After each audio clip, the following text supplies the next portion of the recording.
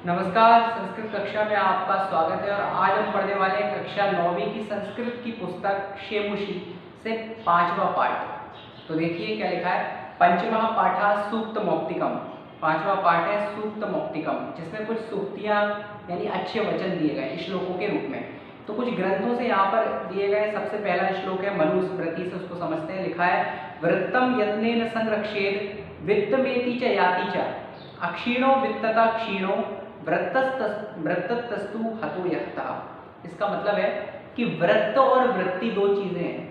ठीक है, वृत्त और वित्त, क्षमा कीजिए, वृत्त और वित्त। वृत्त का मतलब है अच्छा आचरण, अच्छा स्वभाव और हमारा अच्छा चरित्र, और वित्त का मतलब है पैसा। वृत्त और वित्त। तो यहाँ बोला है कि वृत्तम यत्नेन संरक्षेत, यत्न से यानी कि लगन से अपने वृत्त अपने चरित्र की रक्षा करनी चाहिए। वित्त की नहीं, पैसे की नहीं, बल्कि चरित्र की रक्षा पे ज्यादा ध्यान देना चाहिए, क्योंकि अक्षीणो वित्तता क्षीणो और वृत्तस्तु हतो हता। यानी कि पैसा तो क्षीण होने के बाद फिर से आ जाएगा, धन तो नष्ट होने के बाद फिर से आ जाएगा, लेकिन चरित्र एक बार नष्ट हो गया वो फिर नहीं पाया जा सकता। जो बदनामी हो गई समाज के अंदर वो फिर से उसे वापस नहीं पाया जा सकता। इसलिए चरित्र अच्छा बनाइए, धन तो नष्ट होने के बाद फिर वापस भी आ जाता है।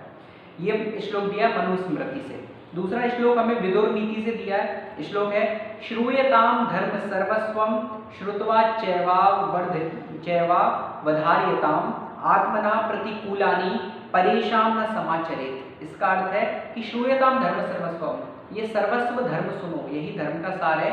श्रुत्वा चैवावधार्यताम, और सुनकर इसे हृदय में धारण करो, अपने अंदर अपने चरित्र में बसाओ, अपने आचरण में लाओ। क्या है धर्म का सार? आत्मना प्रतिकूलानी, जो हमें खुद के लिए प्रतिकूल लगता है, जो हमें खुद के लिए बेकार लगता है, परेशान न समाचरित, वैसा आचरण दूसरे के प्रति नहीं मत करो। यानी जो हमें गलत लगता है अपने लिए, वो दूसरे को भी तो बुरा लगता है। इसीलिए जो हमारे लिए अच्छा नहीं है वो काम हमें दूसरों के लिए भी नहीं करना चाहिए, जो हम सहन नहीं कर सकते। इसीलिए जो अपने लिए अच्छा नहीं है, हमारे लिए प्रतिकूल है, वह काम दूसरों के लिए भी ना करो। तो ये विदुर नीति में कहा है, ये धर्म का सार है। तीसरा श्लोक है चाणक्य नीति से दिया गया है। श्लोक है प्रिय वाक्य प्रदानेन सर्वे तुष्यन्ति जन्तवः तस्मात् तदेव वक्तव्यम वचने का दरिद्रता। यानी कि प्रिय वाक्य प्रदानेन, अच्छे वचन प्रदान करने से सर्वे तुष्यन्ति जन्तवः, सारे ही जंतु, सारे ही जीव, मनुष्य संतुष्ट हो जाते हैं, उन्हें बड़ा प्रेम सुकून मिलता है। तो तस्मात् तदेव वक्तव्यम, वचने का दरिद्रता। फिर प्रिय वचन बोलने में कैसी दरिद्रता? यानी कि लोग जो होते हैं उखड़कर बोलते हैं, कटुवाणी बोलते हैं। कटुवाणी बोलने से उन्हें क्या मिलता है? कुछ नहीं। जबकि मीठे वचन बोलने से तो सभी वश में हो जाते हैं, सभी को खुशी मिलती है। तो मीठे वचन बोलने में कैसी दरिद्रता, कैसी कंजूसी, कैसी गरीबी? ये चाणक्य नीति का श्लोक है। चौथा श्लोक हमें सुभाषित रत्न भांडागारम से दिया गया है। कहा है पिबन्ति नद्या स्वयमेव नाम्भा स्वयं न खादन्ति फलानि वृक्षा नादन्ति सस्यम खलु वारिवाः परोपकाराय सताम विभूतय। इसका अर्थ है पिबन्ति नद्या स्वयमेव नाम्भा, यानी नदियां जो होती हैं वो अपना खुद का जल खुद नहीं पीती, दूसरों को देती हैं। स्वयं न खादन्ति फलानि वृक्षा, जो पेड़ होते हैं वो अपने फल कभी खुद खाते हैं? नहीं खाते।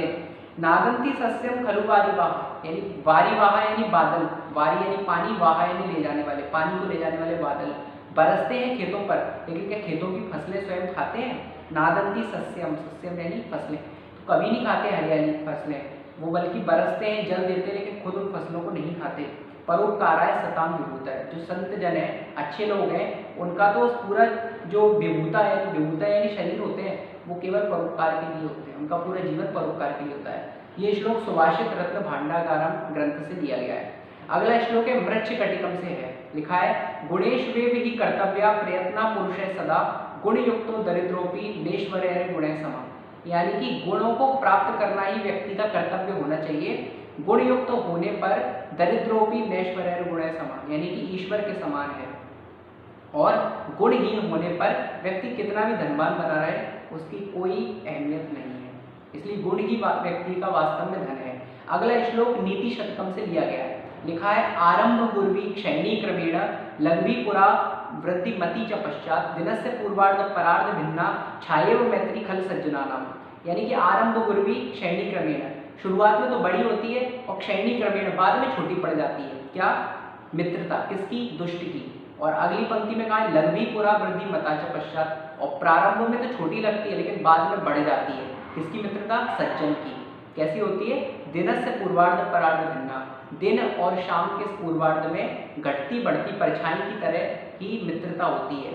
खल यानी कि दुष्ट की और सज्जन यानी अच्छे व्यक्ति की। दुष्ट व्यक्ति की मित्रता शुरू में बड़ी लगती है, लेकिन बाद में छोटी पड़ जाती है, बाद में धोखा दे जाता है। और अच्छा इंसान शुरू में जरूर उसकी मित्रता छोटी लग सकती है, लेकिन बाद में वो महान मित्रता बनती है।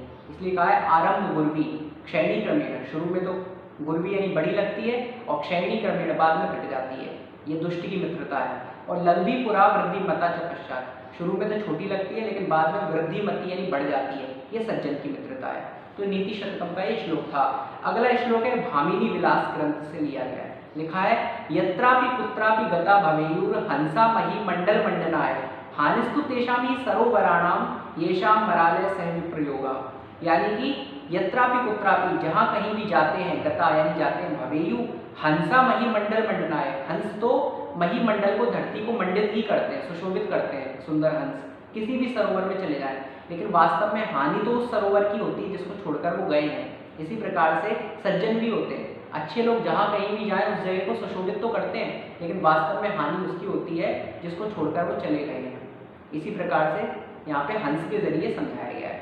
अगला श्लोक हितोपदेश से लिया गया है। लिखा है गुणा गुणकेषु गुणा भवन्ति ते निर्गुणं प्राप्य भवन्ति दोषा आस्वाद्य तोया प्रवहन्ति नद्या समुद्र मासाद्य भवन्त्यपेया।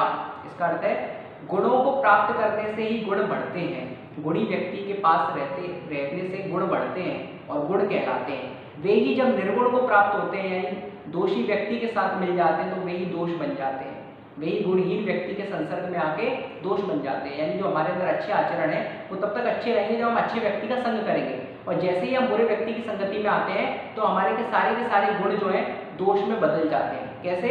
आस्वाद्य तोया प्रवहन्ति नद्या, नदियाँ होती हैं बड़ा मीठा जल बहाती हैं, पीने योग्य सुस्वादु जल को अपने आप में बहाती हैं, लेकिन वो नदियाँ जैसे ही खारे समुद्र के संसर्ग में आती हैं तो उनका सारा पानी बेकार हो जाता है।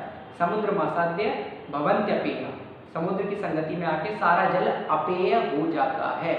ऐसे ही हमारा चरित्र है, अगर हम गुणी लोगों के साथ रहेंगे तो हमारे अंदर गुण विकसित होंगे, और वे ही गुण जो है दोषी व्यक्ति, दूषित व्यक्ति के संसर्ग में आने से दुर्गुण बन जाते हैं, ठीक नदियों के जल की तरह। इस प्रकार से ये पाठ पूरा होता है। यहाँ पे कुछ ग्रंथों से श्लोक लिए गए थे, ये सारे संपूर्ण होते हैं। धन्यवाद।